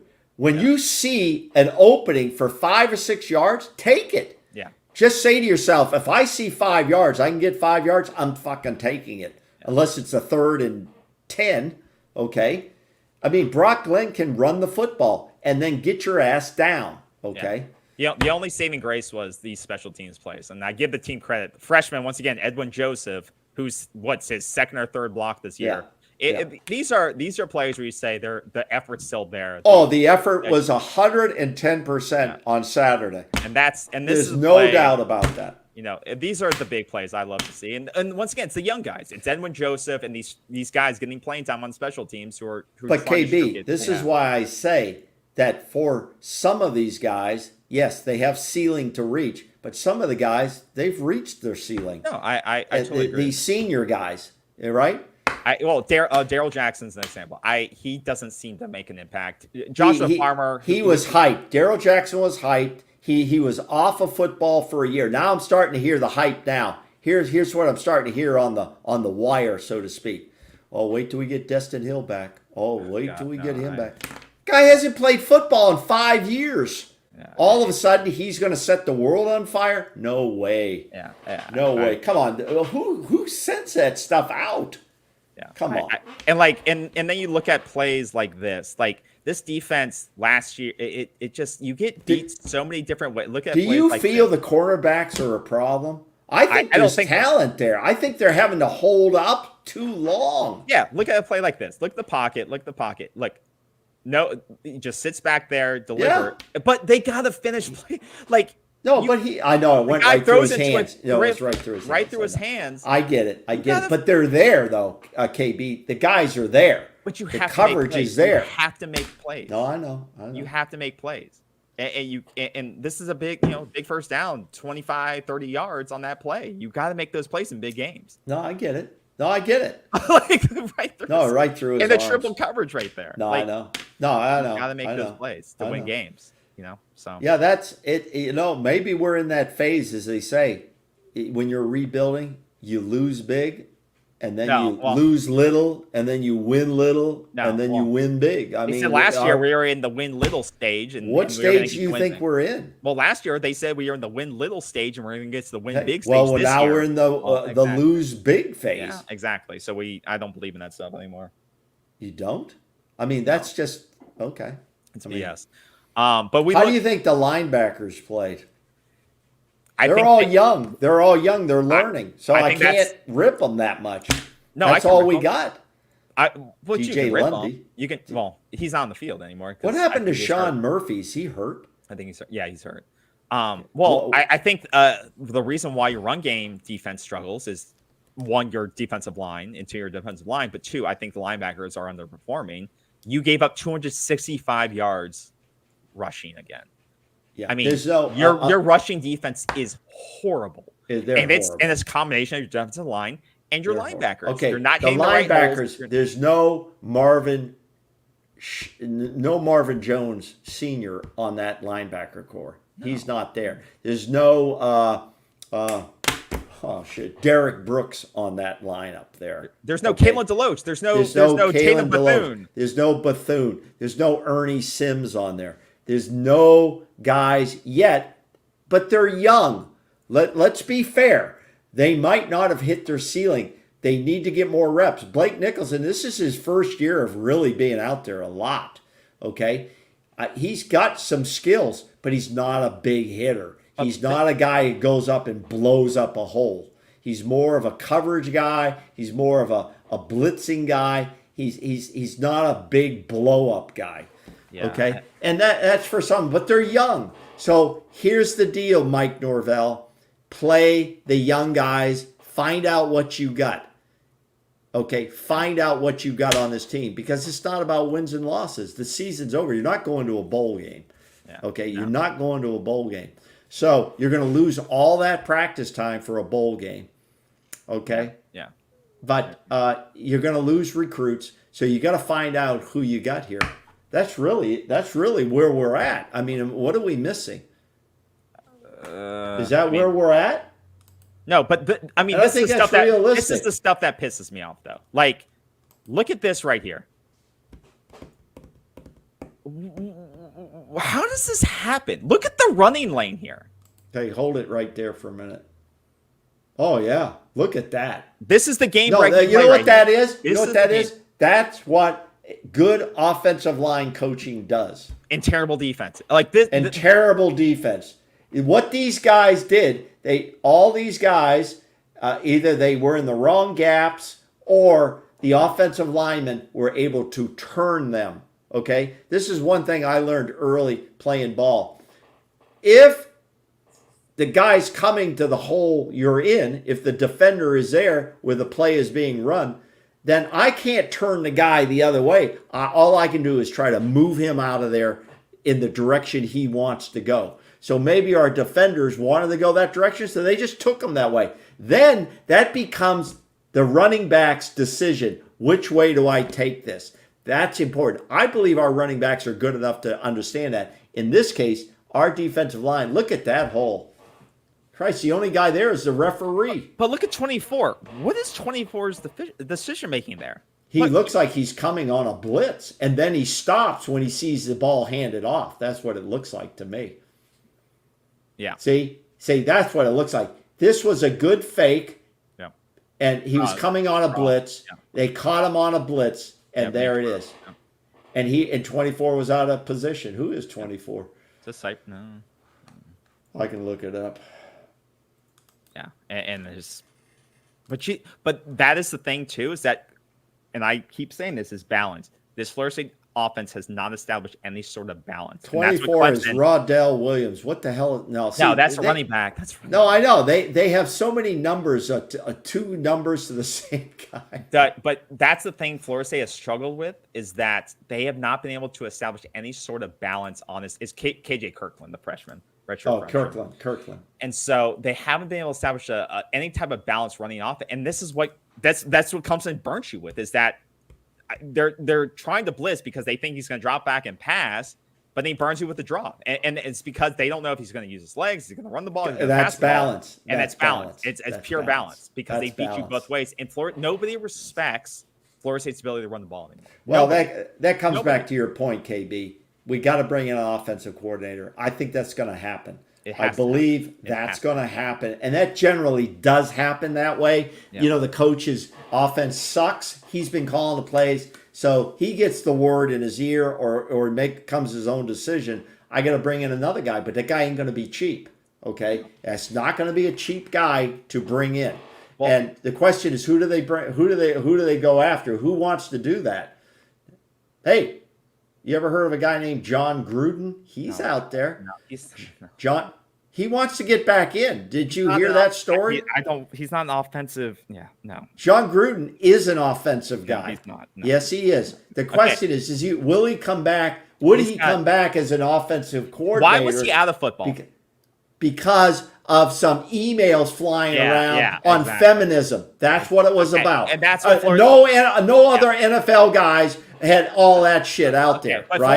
Let's not get into that. Florida State doesn't need to win one game. And John Gruden is a good coach. Okay, he's got credibility, and if we're going to tag him with that, I don't care about tagging him with anything. But what Florida State should do. Warren Sapp is back in football, and he was running around with prostitutes. I mean, people make mistakes. Okay, but let's not. He's a terrible coach. Well, what's their record right now? It's not because of the defense. 4-1. It's not because of them. It's not because of them. It's because of something. It's because of two players on the team. That's why. Well, that's exactly why. Oh, two players can just take. Yes, they can. They literally can. You know what? If Florida State had a run at one of them, maybe they could have gotten. They would have won a national championship last year. That's exactly what. With those two guys, they would have. But no, just Travis Hunter, they would have. Well, with two of them, they would have. No, Okay. But no, what they should do is a lot of the coaches get fired towards the end of the season, and a lot of these coaches they need what was the Alabama method? You take a head coach that was fired because high expectations or whatever. You bring him on the staff as an assistant, something like that, and then you let him kind of rebuild himself as an assistant. Right. That was the Saban. That's what happened to the guy at Mississippi. Yeah, a ton of these guys. He had Lane Kiffin. Kiffin got in trouble. What did Lane Kiffin Sarkisian, get in trouble with? He's running around. Huh? Yeah, no. I mean, something. He was just an asshole. No, he got in trouble on something. But he didn't work out in the NFL. Like but he was always a good. Everyone regarded him as a pretty good coach. But same thing. Hey, how about Jimbo Fisher? Bring him back as offensive coordinator. I mean, I wouldn't be against that either. He can recruit his ass off. So that's the thing. That's what I would do. Is I would look at the landscape of who's most likely to get fired in the next couple of weeks, 3 or 4 weeks, right? Of these head coaching, and do the rehab program. Be the, even if you have to do a defensive staff, get rid of Fuller because he's not a great coach. Let's be honest here. You've got to retool the staff. Do you think Norvell would ever dare fire Odell Higgins? I think no. No way. Analyst. No way would he do that. Become an analyst. Make him an analyst. Do you think he is not? Norvell doesn't have the rocks. He does not have the rocks to go after Odell, and I like Odell. But Odell, you can't just keep these guys on. Bobby Bowden made that mistake. And you said that too. Bobby Bowden started to just have guys hanging on and bringing in his old buddies who couldn't find a job. You can't. This is a different day. No, but that's what Florida State should be looking at is how. Look at Dan Mullen's available. He's a pretty good coach. Call him up. Some of these guys who are sitting in the TV booth who have been off for a little while. Dan Mullen was the last John Gruden. John Gruden. I want some guy who's worked in college for a little while. And Dan Mullen was the last good coach Florida had. Get him in. There's a lot of good coaches that are available. And I think you could probably get them in for under $1 million. I would be looking around. There's some guys available. It's whether, like you said, can Mike Norvell sack up and make the decision? And I think he has to. And how you make him sack up is Battle's End said, well, Mike, your NIL budget. Up. I like that. Your NIL budget goes from $1 million to $100,000. They control the purse strings ultimately. Sure they do. They who controls Battle's End with all the NIL money? So my understanding, the current relationship is they raise the money. Exactly. They raise the money, but they don't have veto power over who's getting what. But they raise the money. They're like the accountant who says, okay, we just spent $2 million. We've got $500,000 left. But they raise the money. So they can ultimately make some of the decisions or say, well, Mike, we're spending away until you make these ultimately, decisions. It comes down to the fan base. How much is the fan base? I think fan base is getting tired of throwing money in a dark hole. They have no idea where the hell it goes. And then they see this production. So that's why the fan has a right to say what the hell they want to say. They're paying the price. They're buying the tickets. Okay? There's going to be plenty of coaches available. It's whether or not Mike Norvell wants to make a change. And I think he should make 4 or 5 different changes. And we'll discuss that more. What somebody brought up on Twitter it was a valid point. When they showed the stadium and that half piece there in the west end zone is not filled, they should black it out. They should put like a tarp with a sponsor on it. That's what way. Yeah, sell a sponsor thing there. Stupid.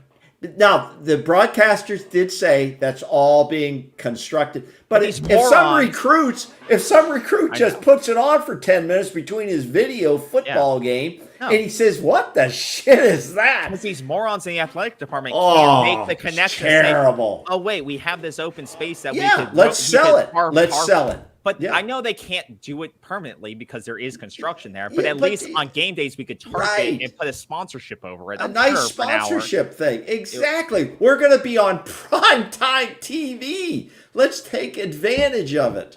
They could probably make, for the season, at least $100K on that sponsorship. Minimum. Unbelievable.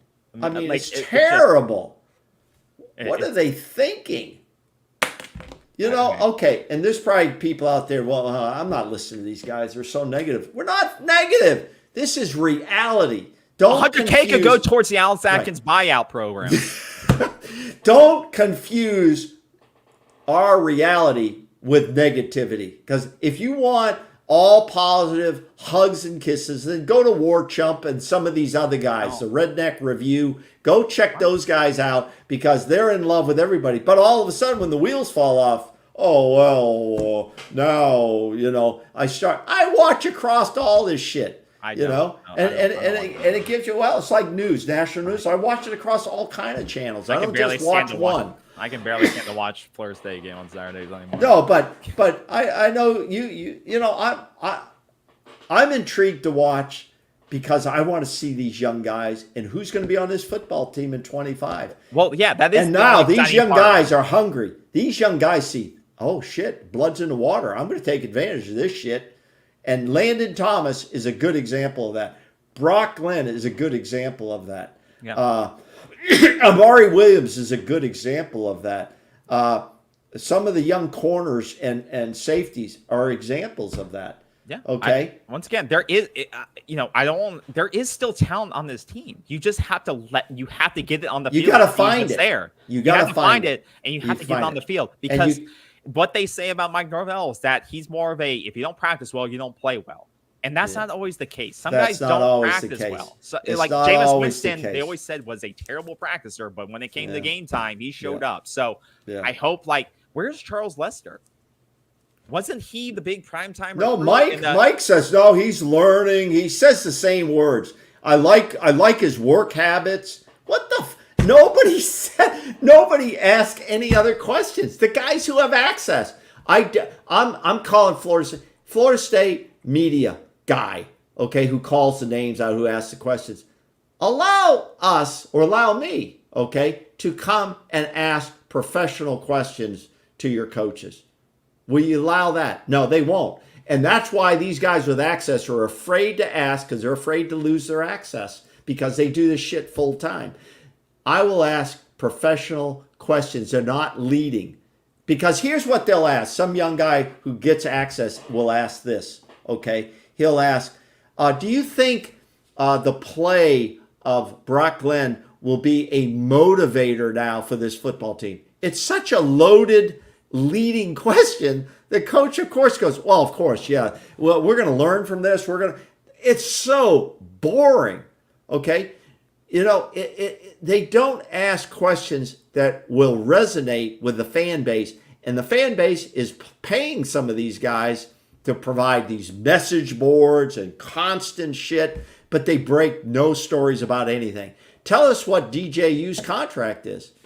Break that story. They don't have any sources to really lay this out. But I hear them now and then say, well, my talks with some of the guys that are close to the program, they don't have shit. Most of that shit's made up. Yeah. Okay? Because that's what happens in this business. What I want to see in the next 4 weeks is I want to see Charles Lester on the field, Jamari Howard, Kai. I want to see what these get them out there. We've seen Landon Thomas. We haven't seen Elijah Moore yet. Highly rated player.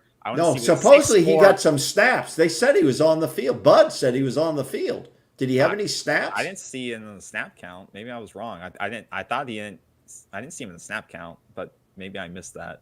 But you're exactly right. They need to run these guys out there and see if they can play or not. But that's all this is. It shouldn't be unnoticeable. Like you said, Kentron Portier. Sorry, you've had the shot. He's had his shot. Yeah, let's get Elijah Moore because the only way you're going to convince these guys to stay is if you get them on the field and get them in the rhythm with a future quarterback. So get him on the field. Get him on the field. The fans will applaud you for this strategy. You're building now for 25. 24 is lost. So I understand you play the game to win, right? We played the game against Georgia to win. And we knew we weren't going to win that in that stupid bowl game when nobody showed up, which is the future of bowl games. But as KB's saying, the guys you said were your highest rated guys, you've got to give them something unless there's a damn good reason not to play them. Yeah. And if there is a damn good reason, then be honest about it. He's not ready to go on the field yet. But it shows also your future recruits. I'm not just BSing you when I say you'll have the ability to play for play right away. Compete for early playing time. Right. Look, I have the tape to show you, and I have the tape to show you so you can make plays as a freshman and you can get on the field.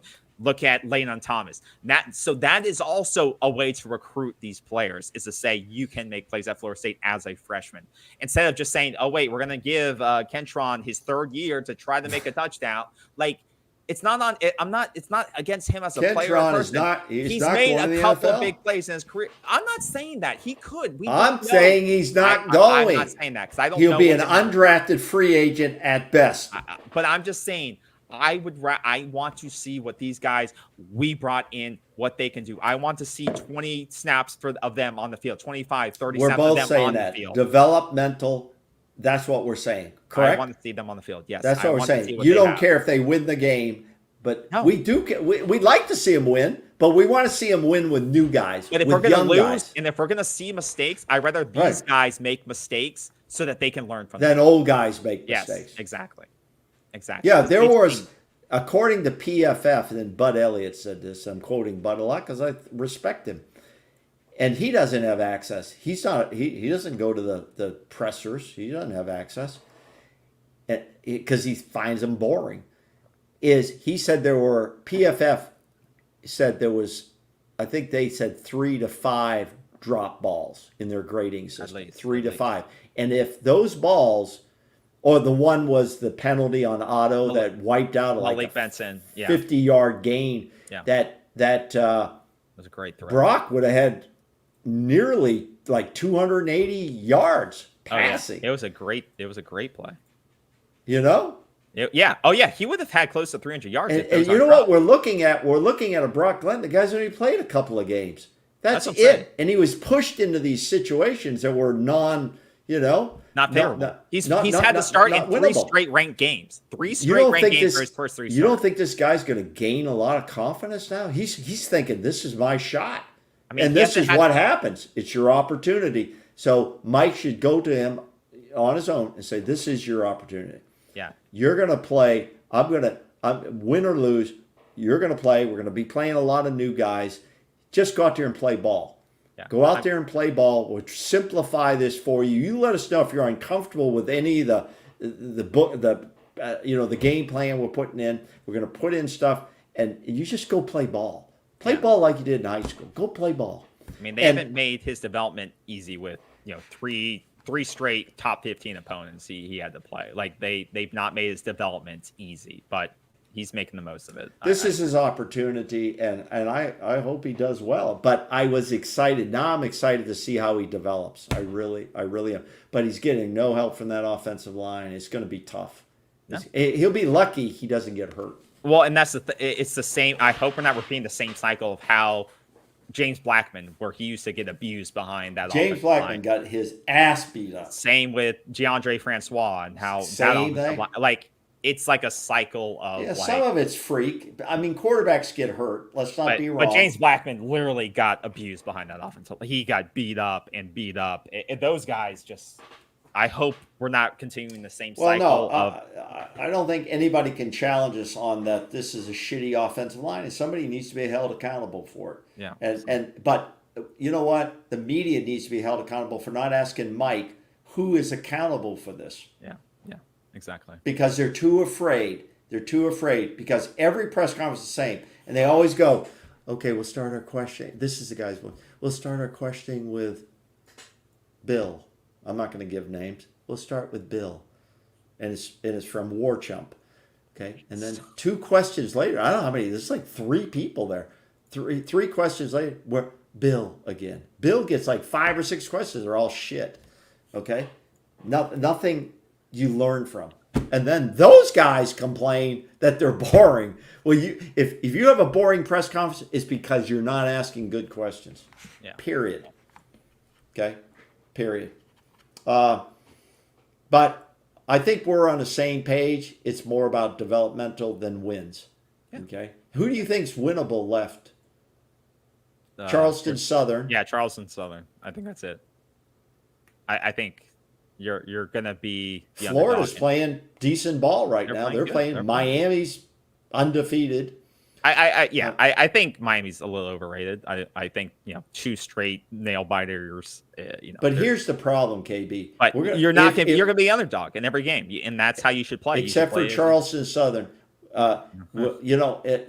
we're going have to the be worst in offense any in- game we're going to win this season, except for Charleston Southern. I'm going to say it's going to be a close game. Yeah. Do you have the confidence that if we're up in a close game with 5 minutes to go, that our defense could hold another team 80 yards or 70 yards or 60? No. I don't either. I just Not like don't last feel year. that way. Not like last year. No. Oh, no. It's not even close.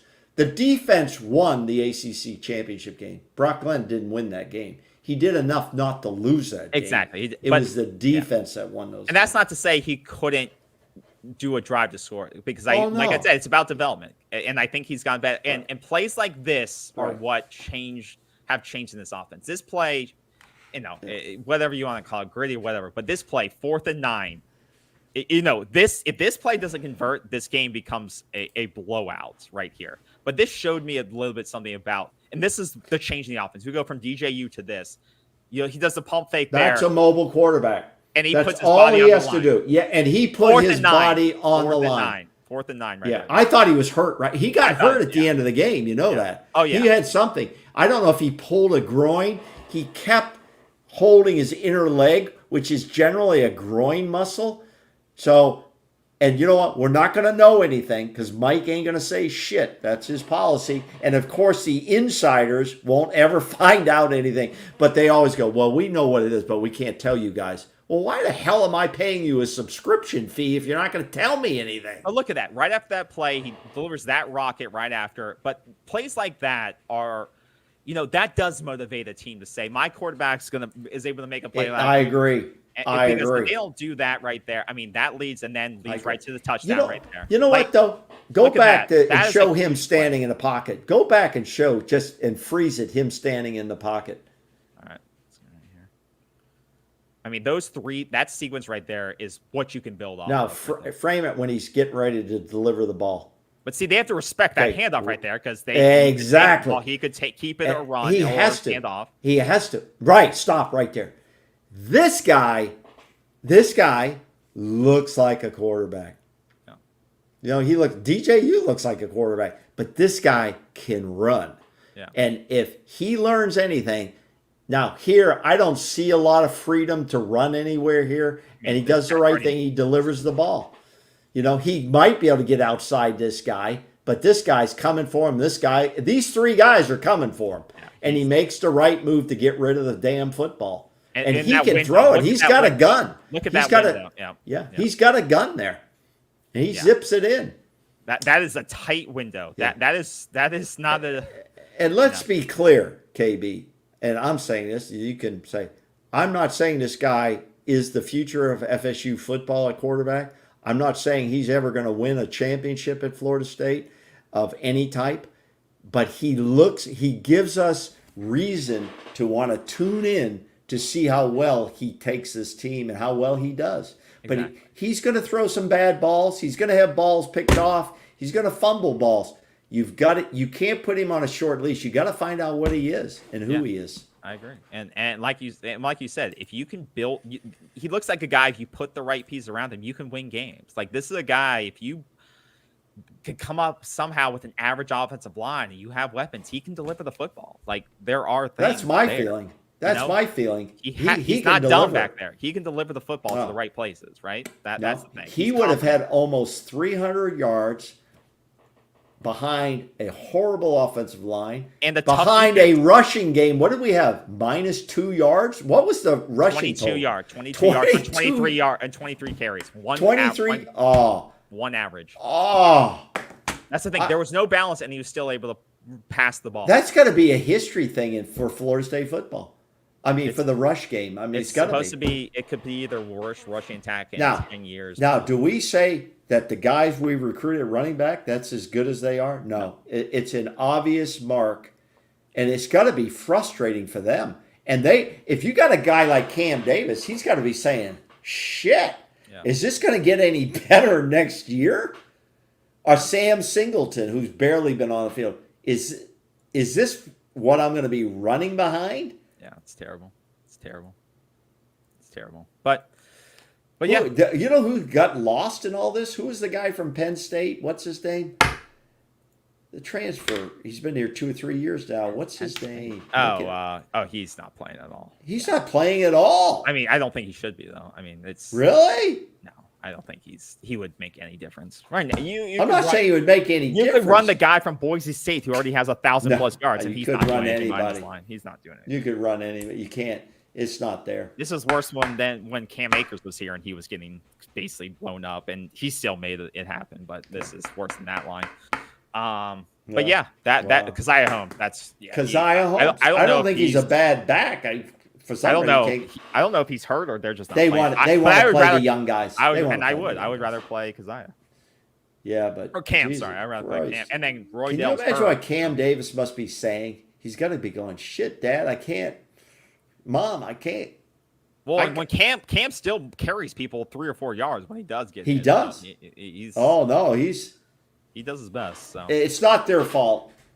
But that was what I was disappointing hearing all week from various public sources, is they really saying, well, the running backs only had 23 yards on 22 carries. And I'm going like, why am I seeing it differently? That it's not their fault. Yeah. When does Mike Norvell go into that meeting room and say, it's not your fault? Yeah, it's not them. Our offensive line is inadequate. It's my fault and another coach's fault because we're not providing it to you. It's our fault. Instead of just going, well, it's my fault. We got to coach better.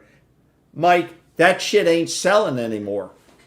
That shit is not selling anymore. It's different if they're missing wide open holes, but that's not what I'm saying. They're not. There is no hole to get to. Okay? Now, there is no hole. But the thing is, I think this playbook is shifting and will shift with Brock, is plays like this that somehow are working with no semblance of running game. Like they're still faking kind of a run play action, but like plays like this with that. Like oh my god, using Landon Thomas like that. Unbelievable. So still using that off kind of like a stunt right there and kind of faking. And these wide receivers, I'm not at practice. I don't teach these guys. When a wide receiver runs his route and the defender is clung all over him, then go somewhere else. Go to where your quarterback can get you a ball. Okay, that's what's harder on the defensive back was when you start making it up like sandlot football. Find an opening, get back to your quarterback somehow. Yeah. And he'll find you. I believe Brock Glenn can find you. Yeah. I really do. And he'll deliver the football. If you're open, he can zip it. He'll put it on you somewhere. You just got. He zipped it to one guy. The guy couldn't even catch it.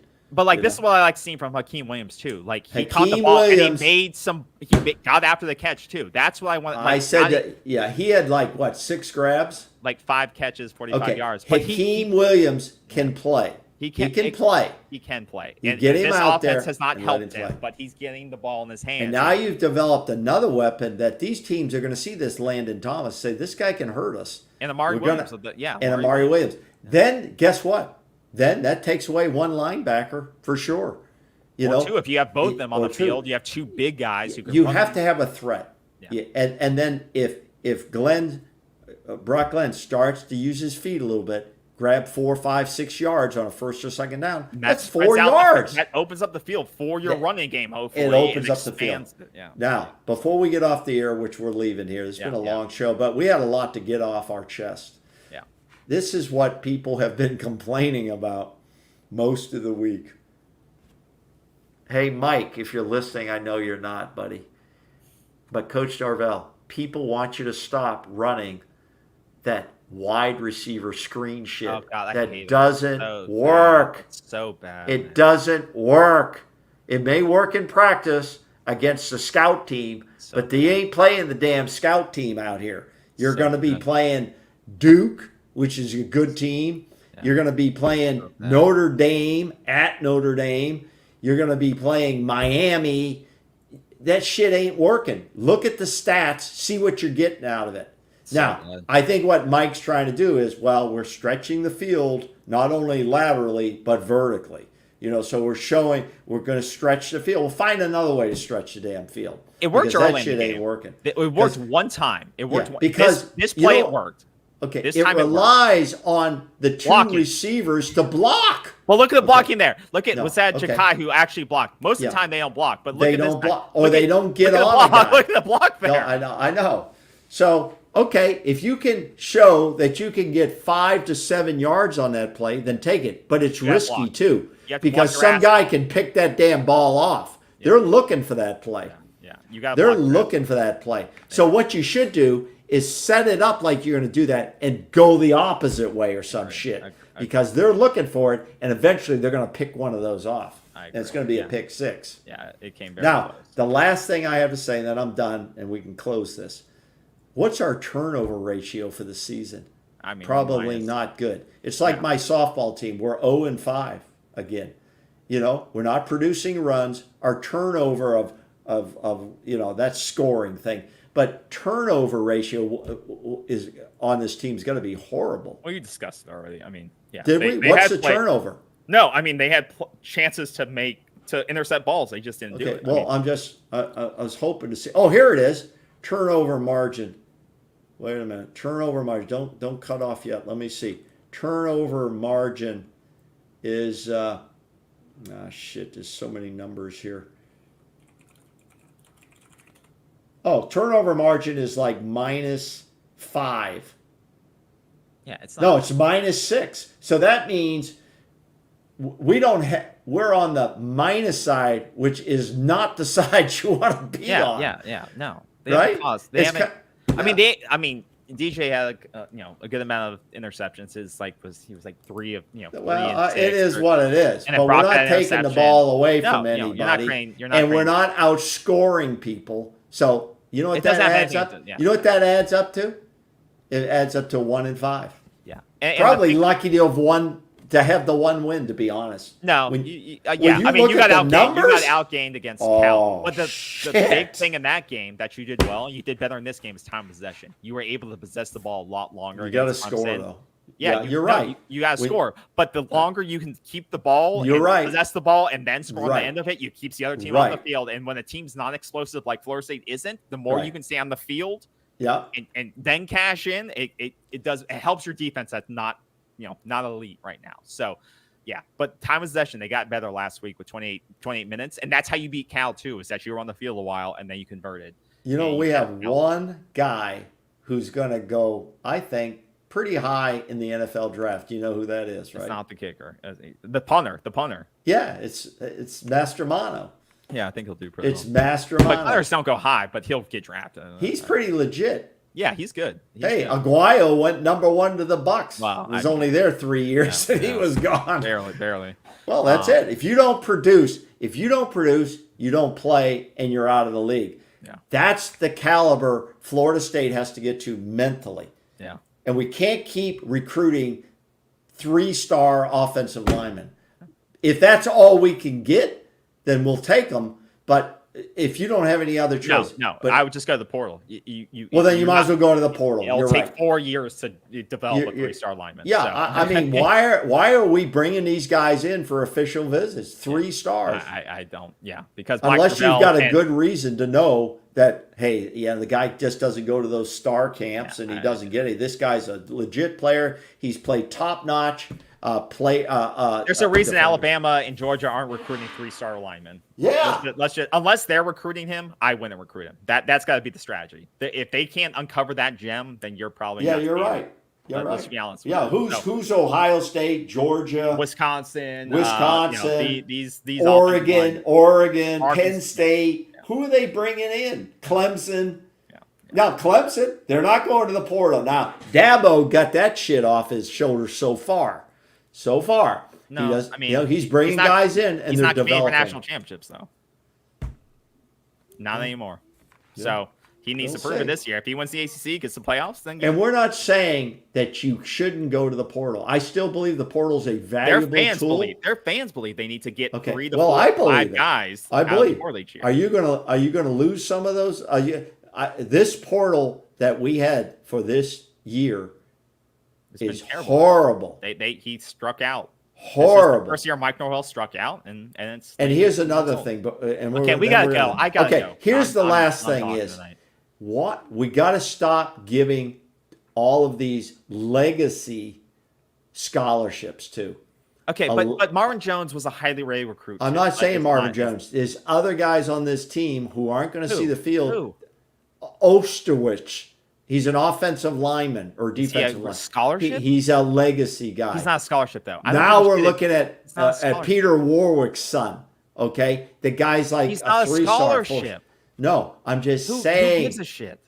No, I don't know if he's not on scholarship. It doesn't matter. It doesn't. These kids are well. If they're not on scholarship, I agree with you. Then bring in whoever the hell you want. Scholarship. Okay, I'm all about legacy and all of that. I'm all about that. Okay.